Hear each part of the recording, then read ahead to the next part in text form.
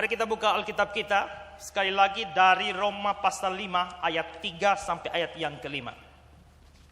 Roma 5 ayat yang ke-3 sampai ayat ke-5. Kita sama-sama baca. Roma 5 ayat ke-3 hingga ayat yang ke-5. 2, 3. Dan bukan hanya itu saja, kita malah bermegah juga dalam kesengsaraan kita. Karena kita tahu bahwa kesengsaraan itu menimbulkan ketekunan, dan ketekunan menimbulkan tahan uji, dan tahan uji menimbulkan pengharapan, dan pengharapan tidak mengecewakan, karena kasih Allah telah dicurahkan di dalam hati kita oleh Roh Kudus yang telah dikaruniakan kepada kita. Baik Bapak Ibu Saudara-saudara, kita akan belajar firman Tuhan ini di dalam Roma pasal yang ke-5 ayat yang ke-3 hingga ayat yang ke-5 yang baru saja kita baca ini. Kita menemukan ada beberapa kata yang menarik di sana, yakni kata kesengsaraan. Di dalam ayat yang ke-3 dikatakan kita malah bermegah juga dalam kesengsaraan kita. Karena kita tahu bahwa kesengsaraan menimbulkan ketekunan.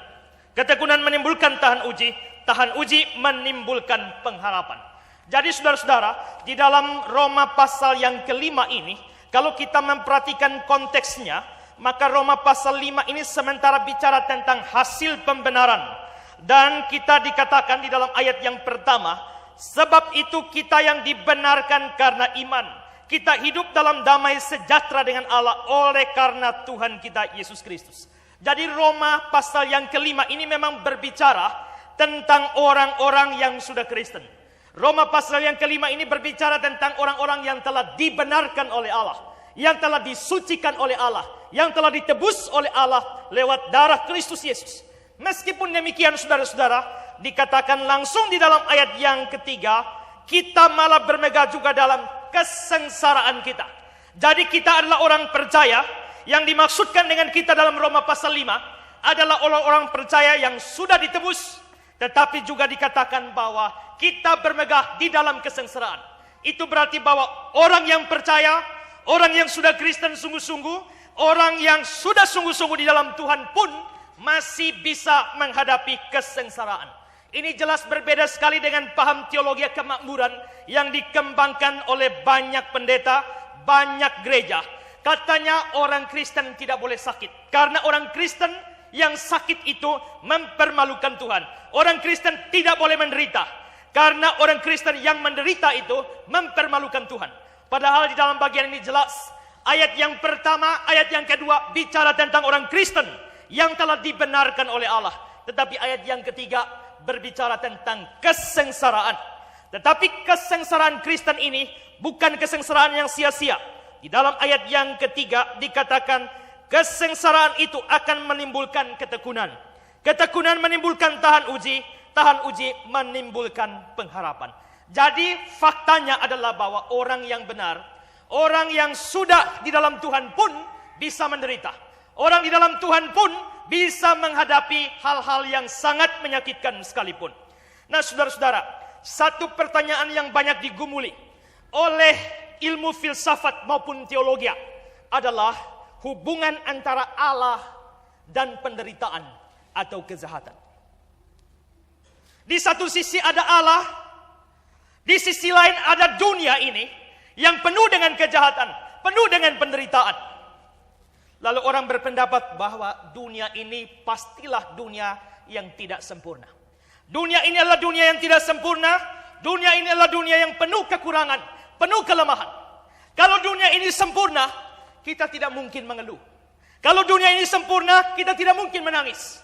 Kalau dunia ini sempurna, kita tidak mungkin patah hati. Kalau dunia ini sempurna, kita tidak mungkin sakit. Kalau dunia ini sempurna, kita tidak masuk rumah sakit. Kalau dunia ini sempurna, kita pasti tidak putus asa.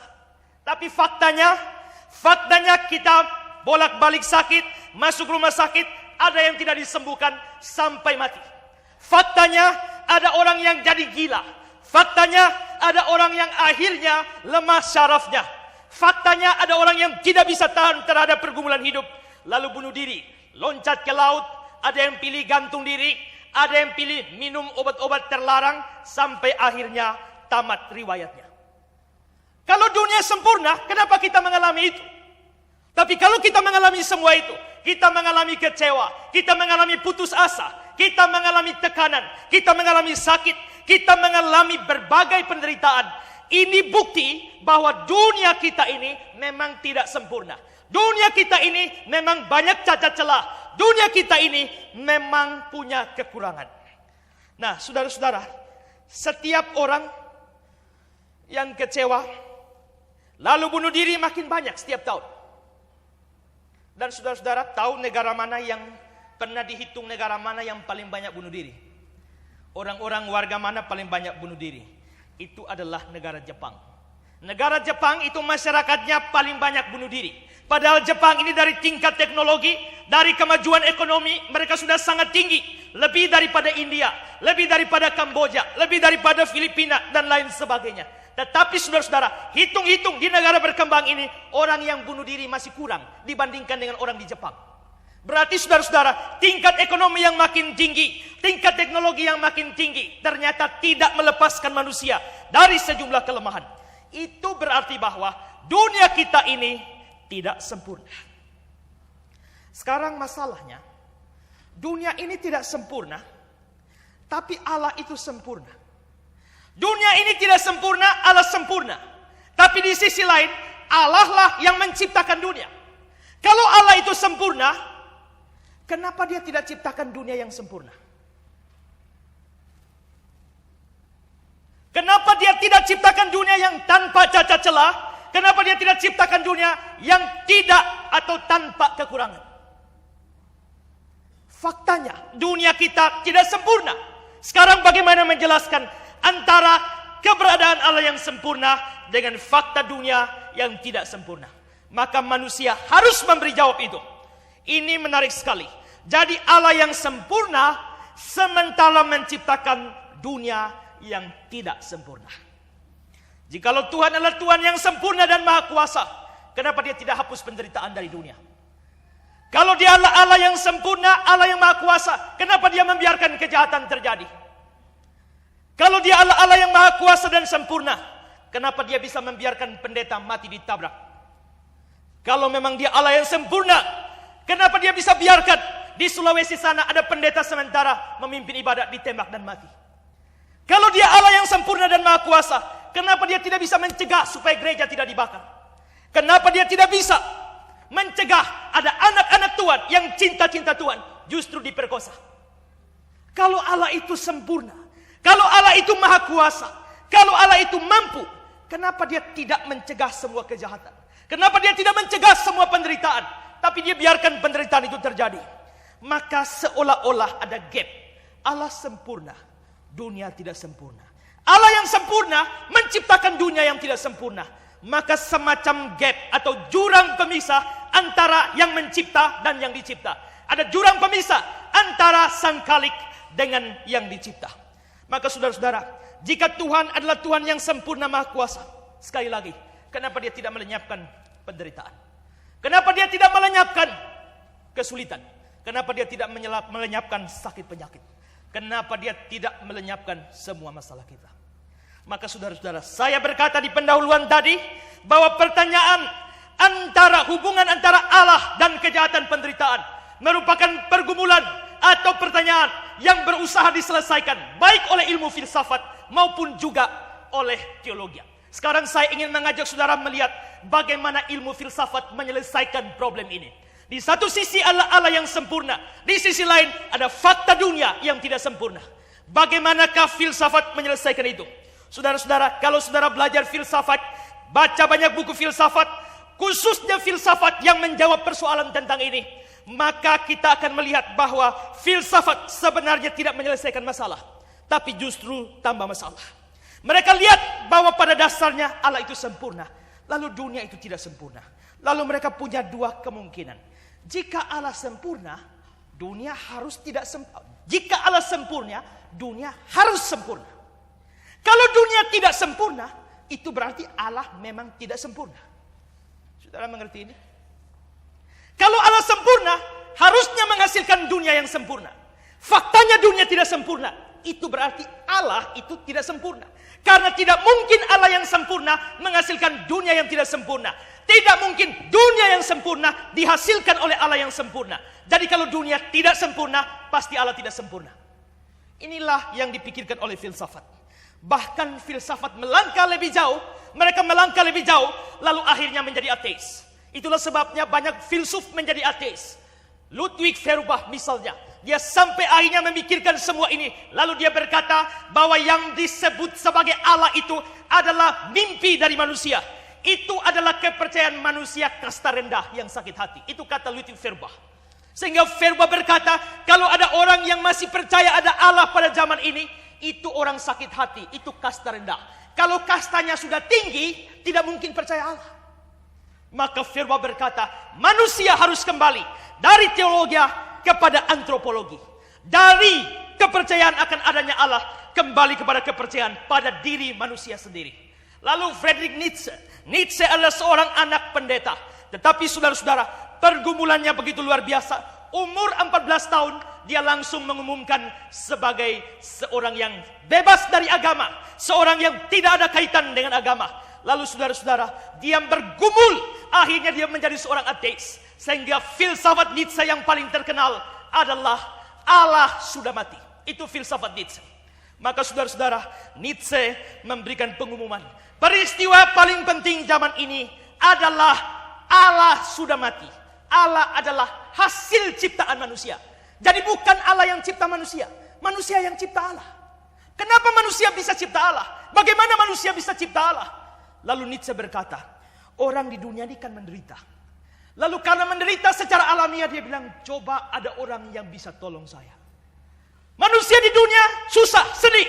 Lalu dia berkata, coba ada satu pribadi yang menghibur saya. Lalu di tengah-tengah penderitaan, di tengah-tengah kepahitan hidup, manusia membayangkan ada satu pribadi yang di atas alam semesta ini yang mulai menata dan mengatur hidup dan segala perkembangan alam semesta ini. Lalu akhirnya yang dibayangkan oleh pikiran manusia itu oleh Nietzsche disebut sebagai Allah. Jadi Allah itu adalah ciptaan manusia. Bukan Allah yang cipta manusia, tapi manusia yang menciptakan Allah.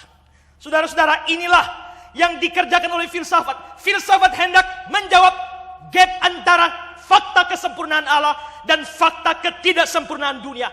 Akhirnya mereka justru terperosok ke dalam ateisme yang tidak percaya adanya Allah. Misalnya saudara-saudara, pada abad 4 sebelum Masehi, kira-kira 400 tahun sebelum Yesus lahir, di kota Athena pernah hidup seorang filsuf yang namanya Epicurus. Epicurus ini pernah bergumul dengan pertanyaan tentang fakta ada penderitaan dan kejahatan.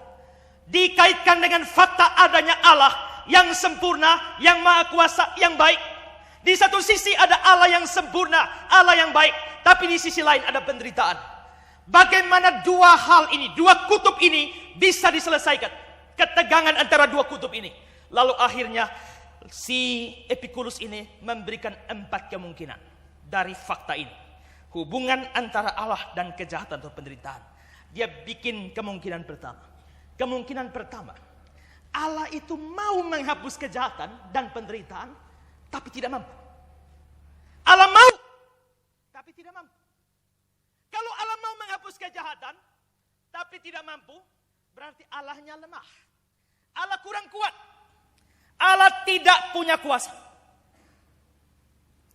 Kemungkinan kedua, Allah ini mampu menghapus kejahatan dan penderitaan, tapi tidak mau. Kalau pertama itu mau, tapi tidak mampu. Yang kedua sekarang, dia mampu, tapi tidak mau. Kalau dia mampu, tapi tidak mau, itu berarti dia Allah yang jahat. Allah yang hatinya kurang baik. Harusnya kalau dia baik, dia mampu hapus kejahatan, ya hapuslah kejahatan. Kalau dia Allah yang baik, seandainya kejahatan dan penderitaan ada, harusnya dia hapuskan. Tapi ternyata Allah ini mampu, tapi tidak mau. Berarti dia Allah yang jahat. Jadi kemungkinan pertama, Allah itu lemah, kurang kuasa. Kedua, Allah itu jahat, kurang baik. Lalu kemungkinan ketiga, Allah itu tidak mampu dan tidak mau menghapus kejahatan dan penderitaan. Sekarang yang ketiga, tidak mampu sekaligus tidak mau. Kalau tidak mampu sekaligus tidak mau, itu berarti bahwa dia memang sudah lemah lagi, jahat lagi. Sudah kurang kuat lagi, kurang baik lagi. Lalu kemungkinan keempat adalah Allah itu mampu dan mau menghapus kejahatan dan penderitaan. Dia mampu sekaligus mau. Kalau dia mampu menghapus penderitaan dan dia mau menghapus penderitaan, harusnya kejahatan tidak ada.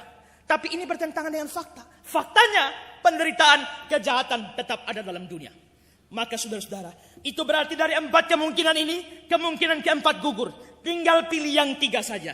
Jadi yang pertama, Allah itu lemah. Kedua, Allah itu jahat. Atau ketiga, Allah itu lemah dan jahat sekaligus. Lalu akhirnya Epikurus berkata apa? Saya tidak sudi punya Allah yang lemah, atau saya tidak suka punya Allah yang jahat, apalagi lemah dan jahat. Jadi kalau Allah itu lemah, bukan Allah. Allah itu jahat, bukan Allah. Apalagi lemah dan jahat, lebih-lebih bukan Allah lagi. Lalu akhirnya Epikurus menjadi ateis. Allah itu tidak ada. Saudara-saudara, jadi kesimpulan seperti itu yang diambil oleh dunia filsafat. Jadi filsafat mau menjelaskan antara Allah di satu sisi dan fakta penderitaan kejahatan.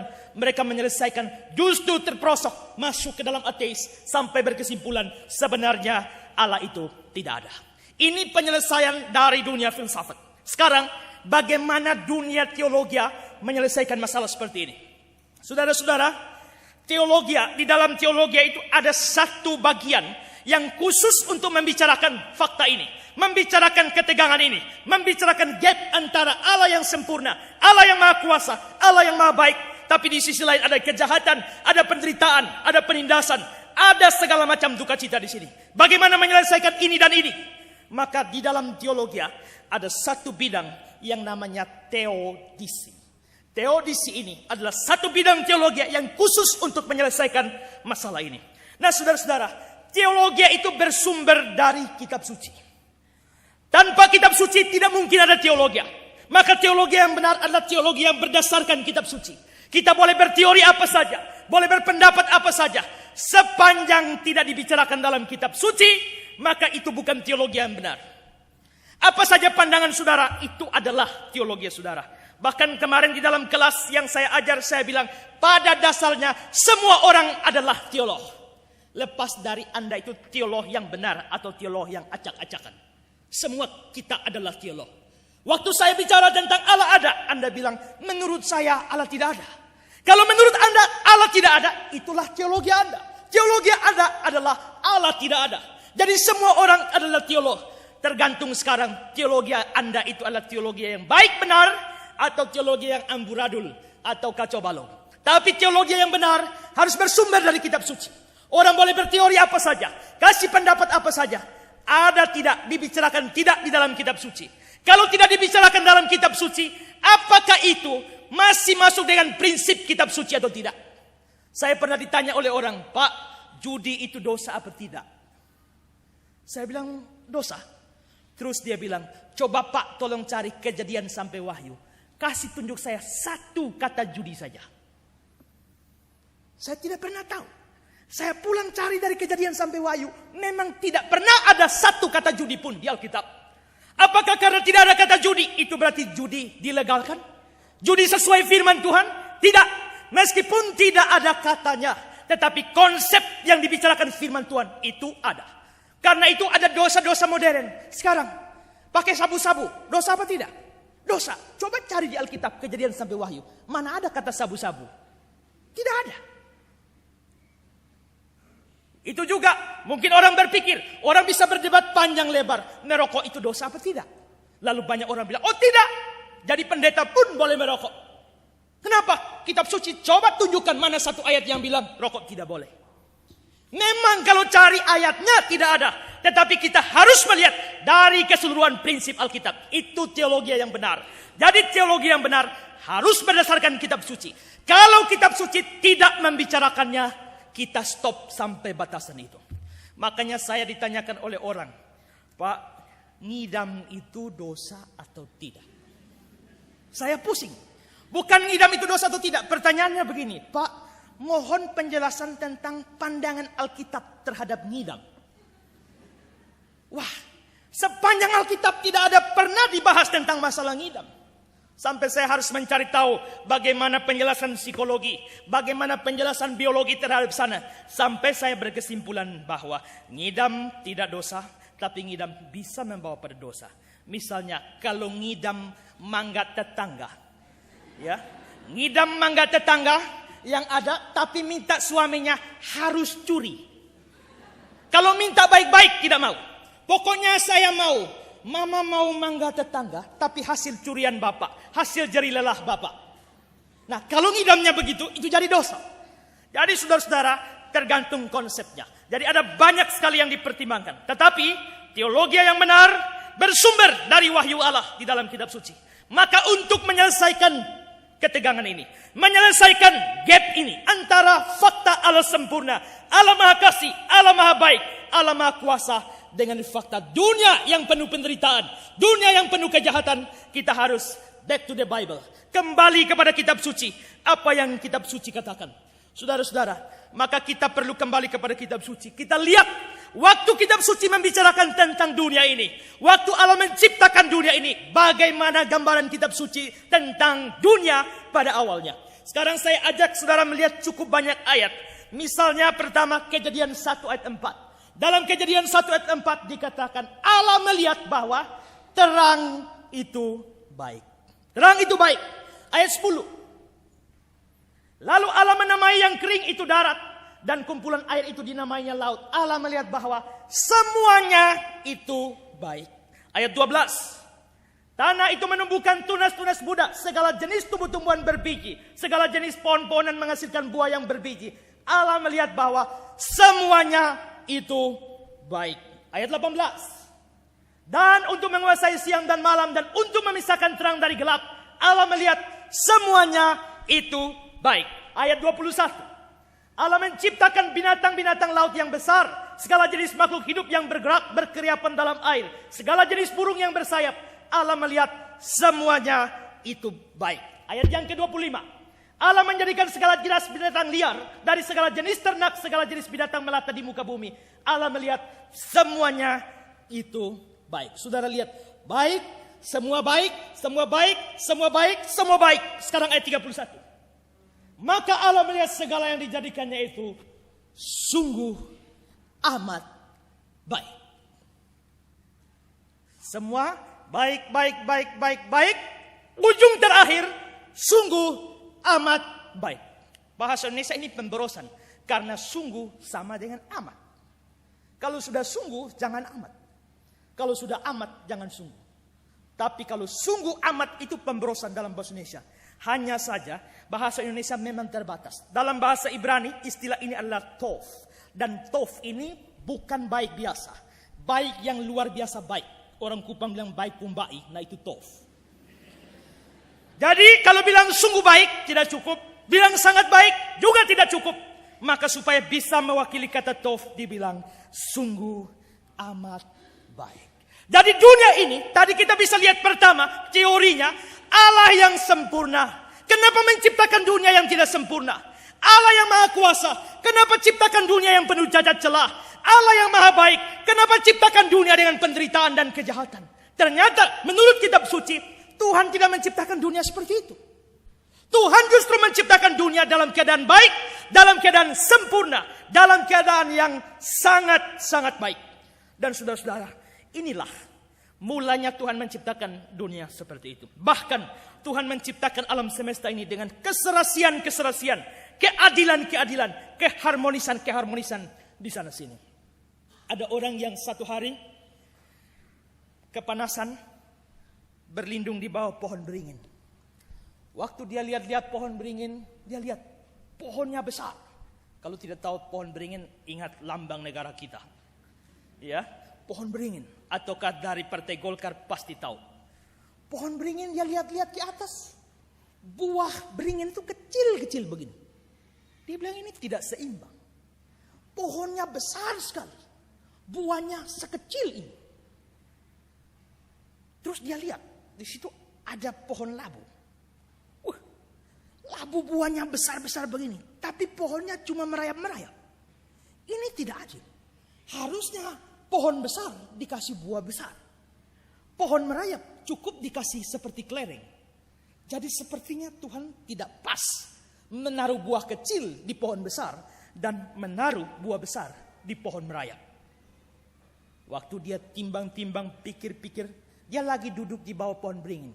Tiba-tiba buah beringin jatuh. Buah beringin jatuh langsung kena hidungnya. Langsung dia berteriak, Tuhan itu baik, Tuhan itu adil. Untung buah beringin ini hanya besarnya kelereng. Kalau Tuhan kasih buah beringin itu sebesar labu, jadi apa hidungnya? Jadi menurut pertimbangan manusia, ini tidak baik, ini tidak pas, ini tidak adil, ini tidak harmonis. Tapi Tuhan sudah cipta semua seperti itu. Waktu ada KKR di Papua, orang datang tanya pendeta. Bilang pada pendeta, saya kira Tuhan tidak adil. Kenapa? Kenapa Tuhan cipta matahari cuma satu, bintang ribuan? Ini tidak seimbang. Kalau mau seimbang, bintang 1000, matahari 1000. Bintang 10.000, matahari 10.000. Itu baru adil. Tapi matahari cuma satu, bintangnya ribuan. Pendeta itu bilang apa? Dek, justru itu menunjukkan keadilan, kebaikan Allah. Tuhan baru kasih matahari satu saja, lu sudah angus hitam begini. Apalagi matahari 1000. Matahari 1000, gigimu pun gosong. Jadi saudara-saudara, Tuhan cipta itu sudah baik. Dalam aspek fisik mungkin kita tidak suka dengan fisik kita. Tetapi kalau kita renungkan, saudara pikir baik-baik. Semua aspek fisik kita diciptakan Tuhan dengan menarik. Ini telinga, ini Tuhan cipta dengan tulang rawan, ya, tidak kasar. Saudara bolak-balik tidak rusak, ya. Kalau tulang kasar, tulang tajam, saudara habiskan bantal berapa banyak. Ya. Hidung ini lubangnya 2, tapi menghadap ke bawah. Saudara bayangkan kalau lubang hidung saudara menghadap ke atas. Sekarang musim hujan, itu bisa celaka kita, ya. Banyak sumur bor. Tuhan cipta itu semua sudah baik. Bahkan saya dengar seorang hamba Tuhan bercerita bahwa ada masalah dengan dirinya. Sampai itu dia tidak bisa menghasilkan air ludah sendiri. Tetapi ini air ludah penting sekali. Kalau tidak ada air ludah, maka darah pasti akan keluar sebanyak-banyaknya. Maka Tuhan cipta air ludah itu pun ada fungsi. Entah bagaimana menjelaskannya, tapi tanpa air ludah pasti darah yang keluar. Maka seorang hamba Tuhan ini, dia punya masalah dengan kelenjar air liurnya, tidak bisa menghasilkan air ludah. Tiap hari darah. Maka supaya bisa atasi itu, dia harus beli air liur buatan. Dan saudara-saudara, itu satu kali pakai itu satu hari mungkin sekitar 200.000. Lalu pendeta ini, makanya jangan buang ludah sembarang. Pas ada orang lihat, waktu saudara, 200.000, 400.000. Hemat-hemat dong. Banyak orang beli setengah mati, tidak dapat, susah. Sekarang saudara memboroskannya. Karena itu saudara-saudara, kalau direnungkan, baik alam semesta secara umum maupun diri manusia, maka Tuhan menciptakan dunia dengan kebaikan, dengan sempurna dan bak cacat celah. Sempurna itu tadi pagi saya pikir, kalau Allah sempurna, terus dia menciptakan dunia yang sempurna, berarti ada 2 yang sempurna. Yang sempurna itu mesti Allah. Kalau Allah yang sempurna menciptakan dunia yang sempurna, sehingga dunia ini sempurna seperti Allah, berarti Allah ada 2. Karena ada 2 yang sempurna. Kalau begitu, Allah harus menciptakan dunia yang tidak sempurna. Supaya Allah tetap Allah yang sempurna. Kalau memang dunia tidak sempurna, maka berarti dunia tidak sempurna. Tidak. Justru dunia itu, kesempurnaan dunia terletak pada ketidaksempurnaannya. Apa artinya sempurna? Sempurna itu, pengertian pertama, bisa tanpa cacat celah. Pengertian kedua adalah cocok dengan konsep. Misalnya, saya membayangkan di dalam kepala saya akan bikin patung seperti ini. Hidungnya seperti ini, kakinya seperti ini. Lalu saya sekarang buat. Kalau saya rancangan ide saya, hidungnya panjang, ternyata yang dihasilkan hidungnya pesek, tidak sempurna. Tetapi yang saya rancang adalah hidung panjang, kalau saya bisa menghasilkan seperti ide saya, itu sempurna. Maka saudara-saudara, apa sih rancangan Allah tentang dunia ini? Allah merancang dunia ini diciptakan dengan keterbatasan-keterbatasan tertentu. Itu sesuai rancangan Allah. Dan Allah berhasil menciptakan dunia dengan keterbatasan. Maka itu berarti dunia yang ada seperti ide Allah. Maka dengan kata lain, dunia yang tidak sempurna itu justru adalah dunia yang sempurna. Pikir baik-baik, kalau tidak mengerti, lewatkan saja. Jadi saudara-saudara, dunia ini tetap sempurna. Dan saudara-saudara, tadi, sekarang kita punya masalah. Kalau memang dunia itu sempurna diciptakan Allah, kenapa banyak penderitaan? Kenapa banyak kesulitan? Jawabannya, penderitaan dimulai sejak Kejadian pasal 3. Ketika manusia berdosa, maka dosa manusialah yang menciptakan kejahatan dan penderitaan yang begitu banyak di dalam dunia ini. Kita bisa melihat ada kutuk bagi Adam, susah payamu, dikatakan kamu akan bekerja lebih keras. Perempuan juga susah payamu waktu mengandung akan kubuat sangat banyak. Saya pernah tanya sama orang, kalau Adam dan Hawa tidak jatuh dalam dosa, perempuan sakit melahirkan tidak? Mereka bilang tidak. Saya bilang tekanan ayatnya bukan pada susah payahnya, tapi sangat banyaknya. Jadi kalau manusia tidak jatuh dalam dosa, yang perempuan tetap sakit melahirkan, tapi tidak banyak. Seperti banyaknya sekarang ini. Penderitaan, waktu manusia berdosa, Adam dikutuk, Hawa dikutuk, ular dikutuk, tapi dunia, tanah juga dikutuk. Terkutuklah tanah. Maka seluruh alam semesta menjadi rusak gara-gara dosa. Maka sejak itulah penderitaan masuk ke dalam dunia. Sekarang orang berkata, di dalam kitab Kejadian pasal yang kedua, ayat yang ke-7 Tuhan berkata, pada hari kau memakan buah itu, pastilah kamu mati. Waktu kamu makan buah itu, mati. Kapan mati? Pada hari itu. Tapi orang tanya, waktu habis makan buah itu, Adam dan Hawa tidak mati. Adam masih hidup sampai umur 930 tahun. Berarti firman Tuhan bohong? Tidak. Kematian itu ada 3. Pertama, mati fisik, berpisahnya tubuh dan jiwa atau roh. Kedua, mati rohani, terpisahnya manusia dari Allah. Dan ketiga, mati kekal, masuk neraka. Itu 3 jenis kematian. Waktu manusia berbuat dosa, dia langsung mati hari itu. Mati apanya? Rohaninya mati. Waktu rohani mati terpisah dari Allah, bibit kematian jasmani sudah ada. Maka saudara lihat, waktu itu dulu umur orang itu banyak. 900 dan seterusnya. Makin lama makin kurang. Makin lama makin kurang. Sekarang kalau kita ketemu orang 100 tahun, kita heran. 100? Banyak amat. Tapi kalau zamannya Adam ketemu orang 100 tok.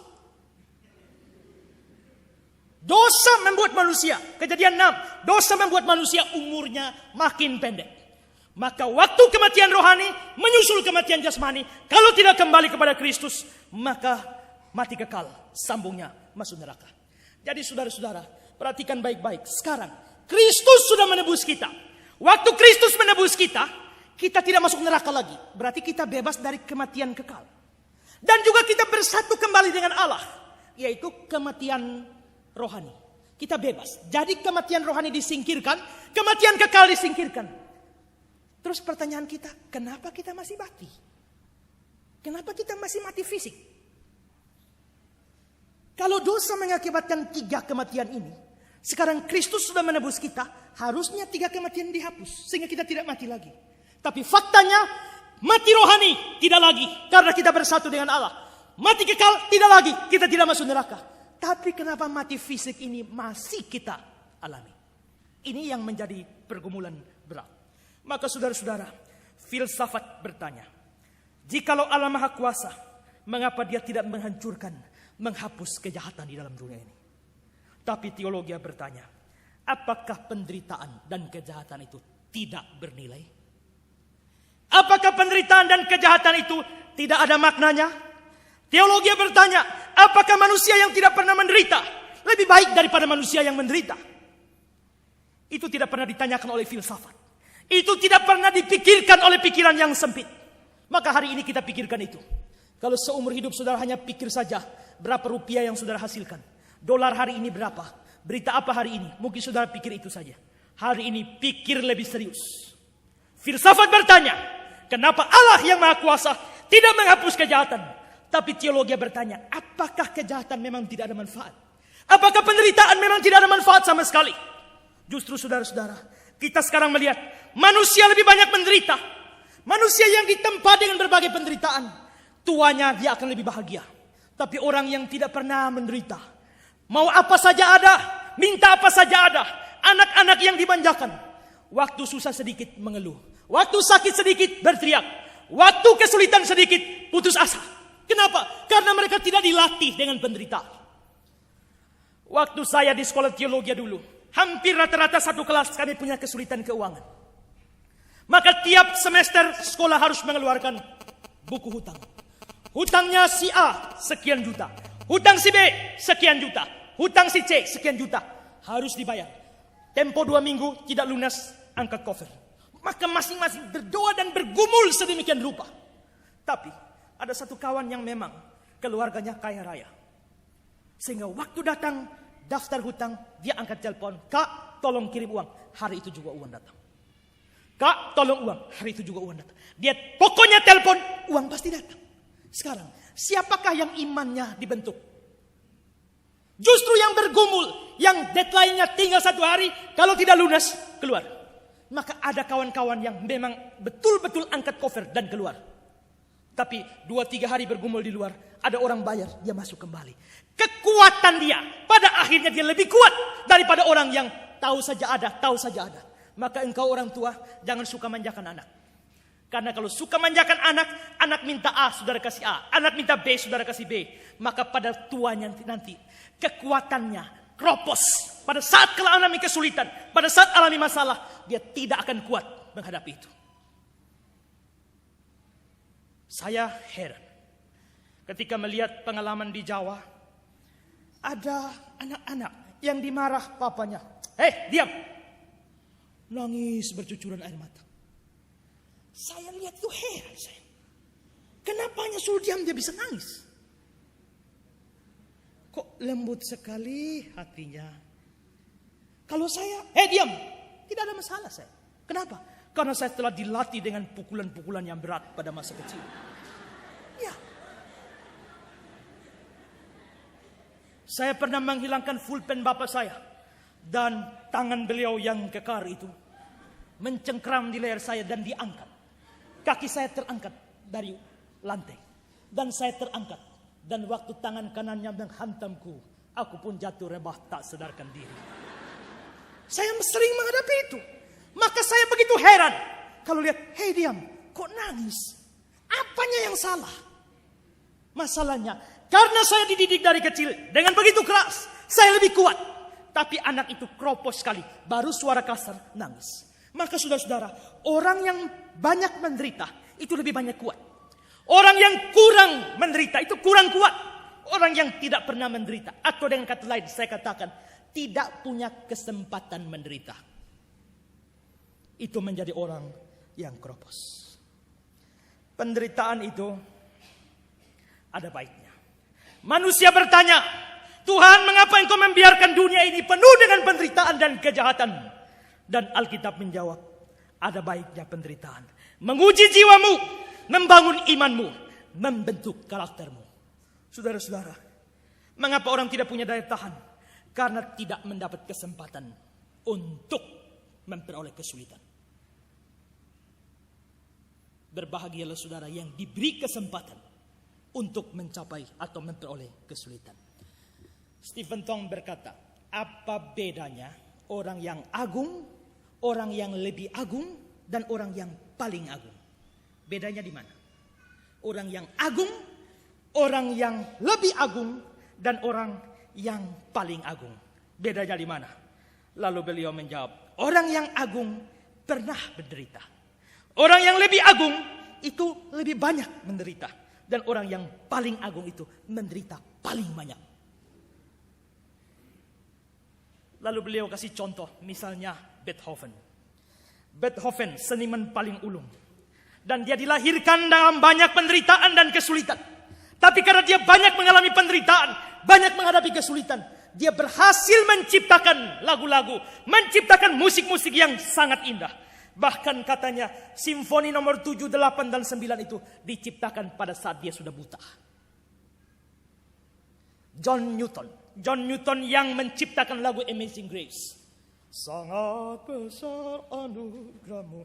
Justru John Newton juga menciptakan musik yang lain, mengubah musik yang lain yang namanya Paradise Lost, sorga yang hilang.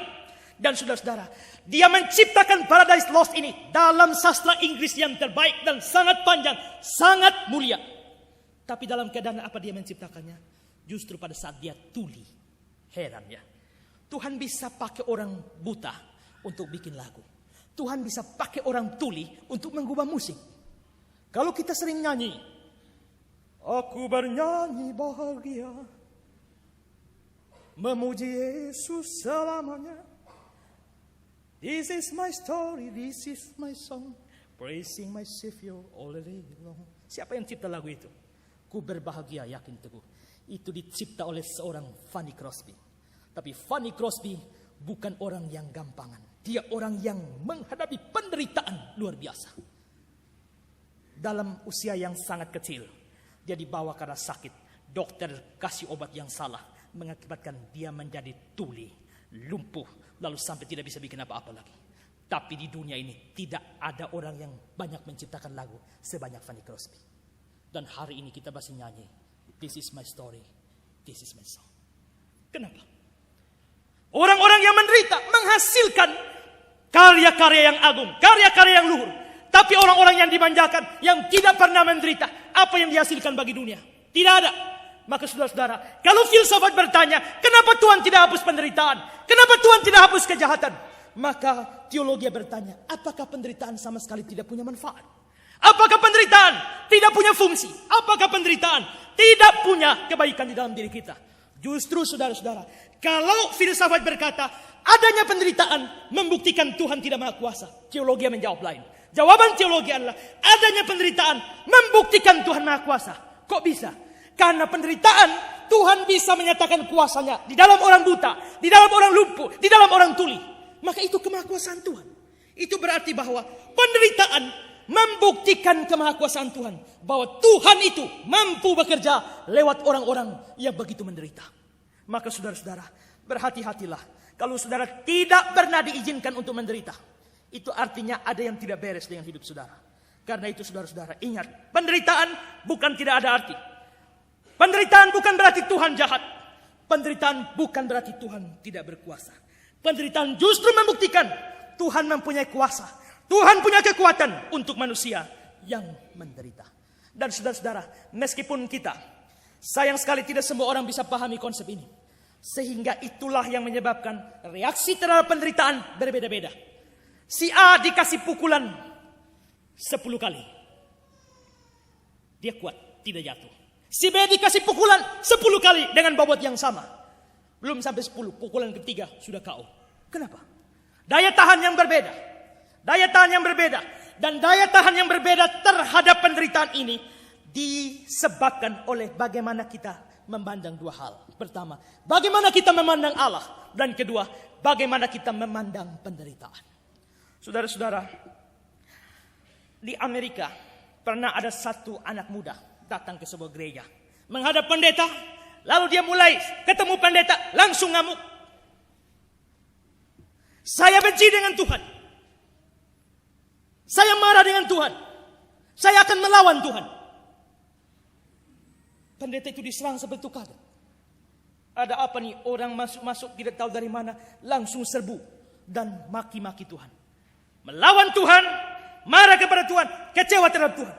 Lalu pendeta ini berkata, Tuhan yang mana yang kau marah? Tuhan yang mana yang kau lawan? Ini pemuda yang kaget sekarang. Loh, memangnya Tuhan ada berapa? Tuhan kan cuma satu. Pendeta ini tanya lagi, Tuhan yang mana yang kau marah? Dia tidak bisa jawab. Lalu pendeta ini tanya, kenapa kau marah sama Tuhan? Kalau dia bilang, karena Tuhan begini. Dan begitu. Saya sudah begini, tapi Tuhan begini. Saya sudah begini, tapi Tuhan begini. Waktu dia ngomong begitu, lalu saudara-saudara, pendeta ini berkata, kalau begitu, bukan kamu sendiri. Saya juga melawan Tuhan yang itu. Loh, kok ada pendeta lawan Tuhan? Saya lawan Tuhan tidak ada masalah. Ini pendeta lawan Tuhan. Kamu berkata Tuhan itu begini, begini, begini. Meskipun kamu begini, Tuhan begini. Kalau itu terjadi, Tuhan seperti itu pun saya lawan. Lalu akhirnya ketika dia tenang, dia duduk, pendeta ini kasih jelaskan firman Tuhan. Kasih konsep Tuhan menurut kitab suci. Lalu akhirnya 2 jam kemudian dia berlutut dengan air mata. Dia akui Tuhan yang dia pahami salah. Teologi kemakmuran membuat kita buta. Bahwa kalau sakit apa saja, datanglah, hadirilah KKR kesembuhan ilahi.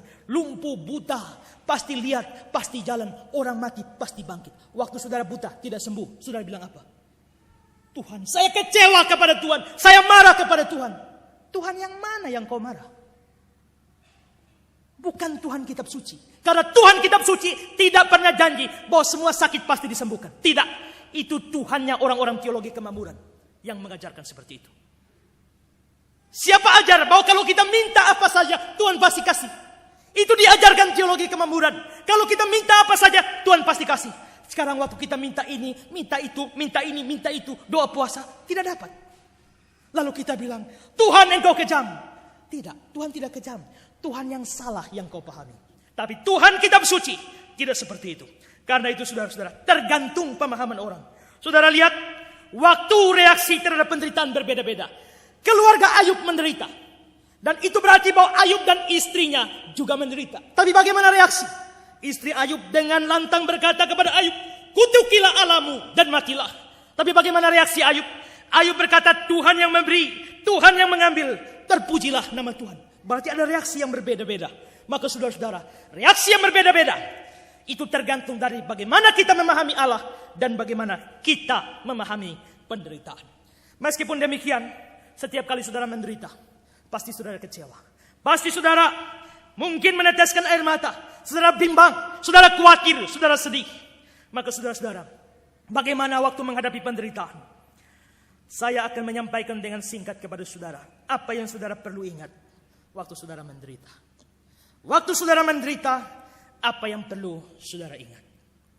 Yang pertama yang perlu saudara ingat, katakan pada diri saudara waktu menderita, it is not the final day.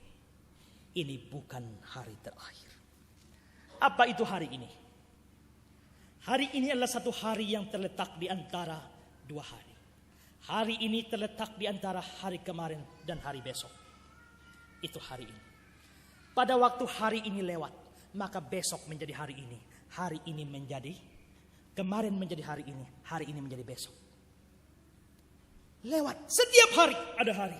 Dan saudara, ingat, seringkali dalam penderitaan, orang selalu berpikir, inilah hari terakhir saya. Putus asa, tidak ada harapan lagi. Tetapi saudara-saudara harus ingat, di dalam penderitaan sekalipun, saudara harus camkan kalimat ini. It is not the final day. Ini bukan hari terakhir. Saudara-saudara, dalam sejarah politik Amerika, itu pernah bertarung 2 calon presiden. Calon presiden Dewey dan Truman. 2 presiden ini bersaing dalam mengumpulkan suara. Dan saudara-saudara, ketika perhitungan terakhir, suaranya Dewey ini naik tinggi. Dan Truman masih merayap. Dan pada saat seketika juga, tiba-tiba Truman naik. Dan jarak antara Dewey dan Truman, suaranya berdekatan. Lalu ketika hampir pagi, hampir siang, masih dipimpin oleh Dewey. Lalu sebuah koran terkenal di Amerika, dia ingin atau mau, dialah koran pertama yang memberitakan kemenangan siapa presiden Amerika. Maka ketika melihat, mempelajari, sekarang suara Dewey sudah di atas, Truman masih di bawah. Lalu tanpa belum hasil final, lalu koran itu mencetak Dewey mengalahkan Truman. Dewey menjadi presiden. Langsung dicetak ribuan eksemplar, siap diedarkan. Dan saudara-saudara, apa yang terjadi? Justru sampai kartu terakhir, yang menang siapa? Yang menang Truman. Dewey kalah. Lalu majalah itu, koran itu rugi besar. Mereka ingin yang pertama kali mengeluarkan berita. Akhirnya mereka harus cetak ulang sampai keluar paling belakang. Saudara-saudara, ini mengajarkan kepada kita bahwa waktu menderita, jangan menganggap itu hal yang sudah final. Itu adalah kebodohan. Setan selalu berkata, akhirnya kamu gagal. Tapi kita harus jawab pada setan, it is not the final day. Ini bukan hari terakhir, masih ada hari esok. Ini kalimat pertama yang saudara perlu ingat waktu menderita. Ini bukan hari terakhir. Kalimat kedua yang perlu saudara camkan waktu menderita adalah masih ada Tuhan. Ini kalimat yang perlu diingat. Masih ada Tuhan. Saudara, cenderung manusia kalau menderita tuh ngomongnya apa? Di manakah engkau Tuhan? Gitu kan? Tuhan, engkau di mana? Saya berteriak-teriak, berseru-seru, engkau tidak ada. Maka kecenderungan manusia adalah ketika menderita, mereka mempertanyakan keberadaan Allah dan selalu berkata, Tuhan tidak ada. Dan iblis memang seringkali memakai senjata ini dengan berkata, memang kamu sudah ditinggalkan oleh Allah. Tapi saudara harus ingat bahwa Allah tidak pernah tinggalkan kita, kecuali kita yang sering tinggalkan Allah. Saya pernah baca satu cerita. Ada orang yang bermimpi, waktu tidur malam dia bermimpi di satu pantai yang sangat teduh. Air yang begitu tenang, pasir putih yang menghampar. Dan di situ dia melihat ada dua pasang kaki yang berjalan di atas pasir itu. Sosoknya tidak kelihatan, tapak kakinya. Dan dalam mimpi itu dia mengerti, itu dua tapak kaki itu, satu tapak kaki Tuhan, satu tapak kaki dia. Tiba-tiba mimpi ini berubah. Suasana jadi hingar-bingar, hiruk pikuk, badai datang, gelombang mengamuk, dan semua kacau. Dia lihat, kok tadi dua pasang tapak kaki, sekarang yang satu hilang, tinggal satu. Lalu dia bilang sama Tuhan, Tuhan, kenapa waktu keadaan damai Tuhan jalan sama saya? Tapi kenapa Tuhan kacau? Keadaan kacau seperti ini, Tuhan justru tinggalkan saya. Kenapa waktu tenang-tenang Tuhan jalan sama saya? Justru dalam keadaan kacau seperti ini, saya butuh Tuhan. Kenapa Tuhan tinggalkan saya? Tuhan menjawab, anakku, saya tidak pernah tinggalkan kamu. Dia bilang, loh, buktinya tinggal satu tapak kaki. Tuhan bilang, itu bukan tapak kakimu. Loh, berarti itu tapak kaki siapa? Tapak kakiku. Lalu aku di mana? Lalu Tuhan berkata, engkau sementara kugendong.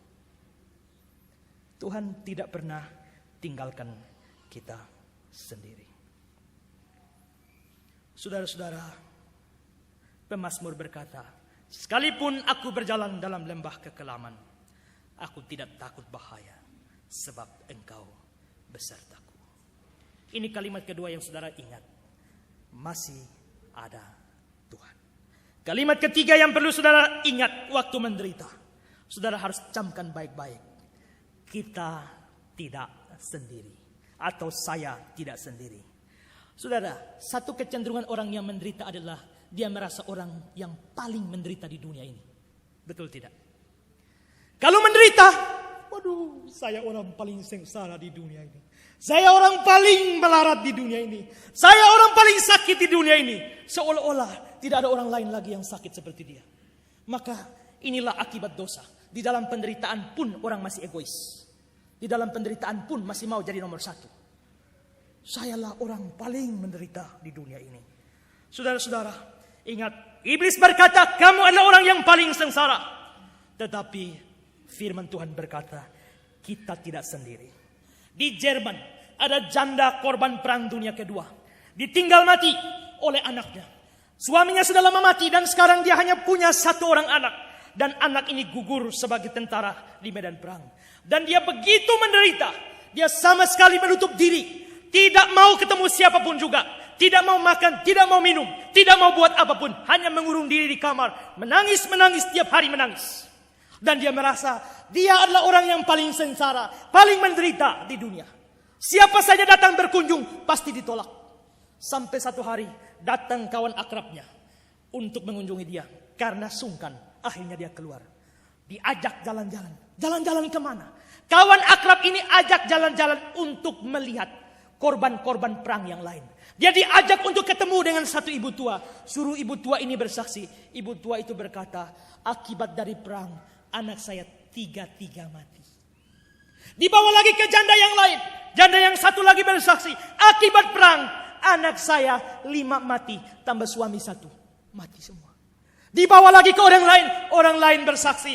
Saya ini, anak saya 8 orang, semua mati karena perang.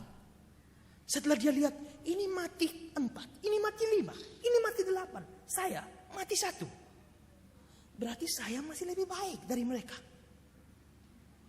Ketika dia melihat di sana, maka dia tahu bahwa ada orang lain yang lebih menderita dari dia. Tapi ketika dia kurung diri dalam kamar, dia menganggap saya orang paling sengsara, saya orang paling menderita, saya orang paling malang di dunia itu. Dan ini biasanya dialami oleh orang menderita. Karena itu saudara-saudara, obat terbaik dalam menghadapi kesusahan adalah jangan menyendiri. Biasanya orang menderita mau sendiri, bukan? Jangan ada yang ganggu saya. Dia kurung diri, dan tidak membuka relasi dengan siapapun. Tidak.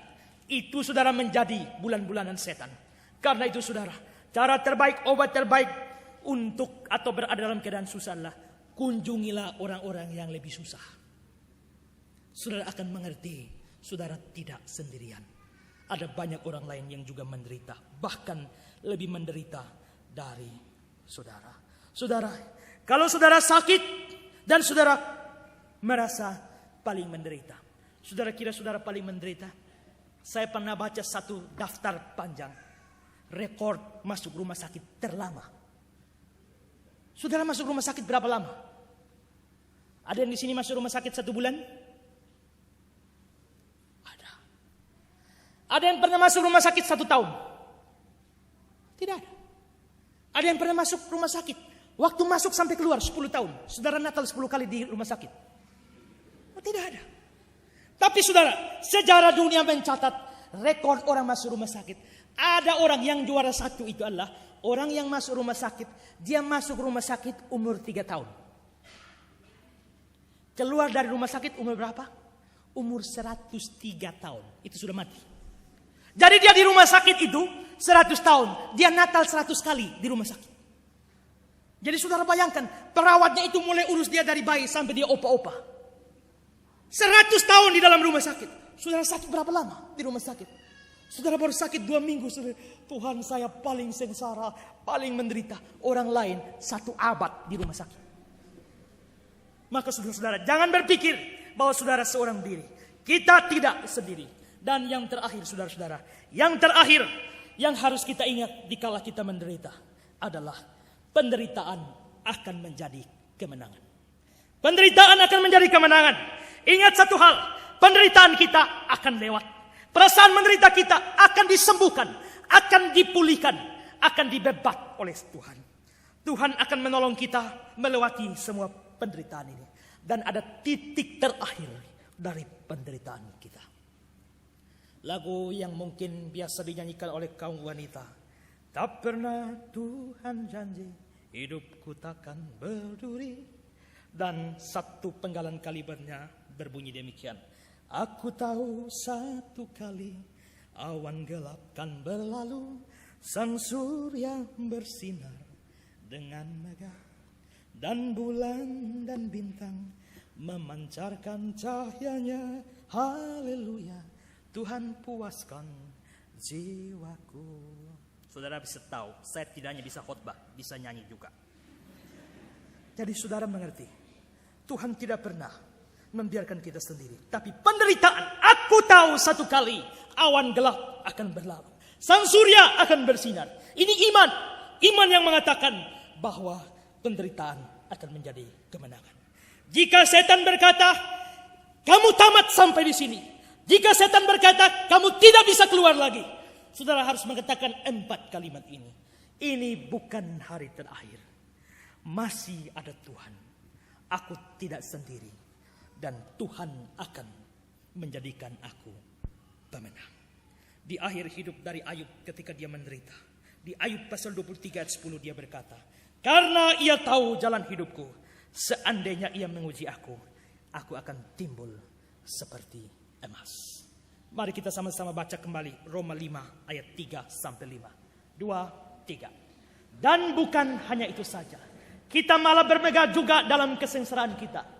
Karena kita tahu bahwa kesengsaraan menimbulkan ketekunan. Dan ketekunan menimbulkan tahan uji. Dan tahan uji menimbulkan pengharapan. Dan pengharapan tidak mengecewakan. Karena kasih Allah telah dicurahkan di dalam hati kita oleh Roh Kudus yang telah dikaruniakan kepada kita. Firman Tuhan memberkati saudara.